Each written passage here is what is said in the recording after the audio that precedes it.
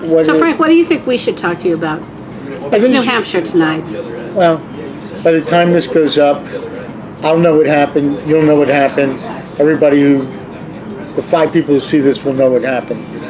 But we should talk about South Carolina.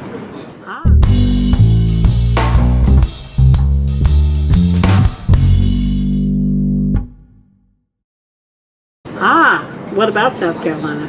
Well, South Carolina is an interesting state because it has about a third of its population is establishment Republicans.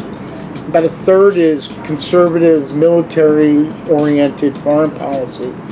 And about a third of it is evangelical Christians. So it sets up for a very interesting dynamic after New Hampshire and is a very critical state for the possibility of Trump running the table. How so? Because if Trump wins in South Carolina and there is a fractured field like there was in New Hampshire with various people going along and Cruz is not able to consolidate enough beyond the evangelical conservative base and get to the libertarians and more of the general population, Trump will have won 2 out of the first 3 primaries.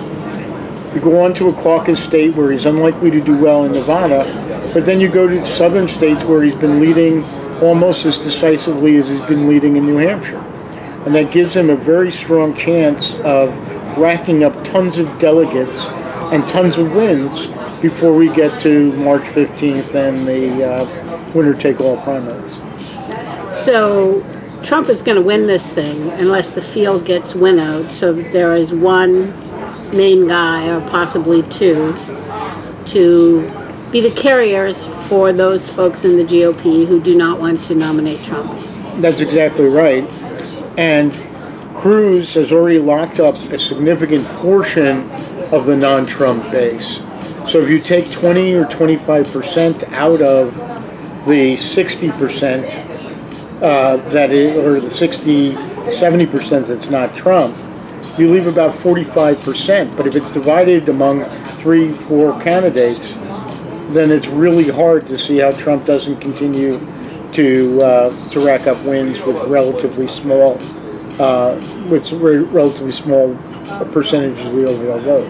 So South Carolina, it's really up to you, Trump or not Trump. I think South Carolina is going to be the ball game. Months ago, we predicted that Cruz would win Iowa, Trump would win New Hampshire, and that South Carolina would play a pivotal role. I think despite all the ups and downs, that's turning out to be true.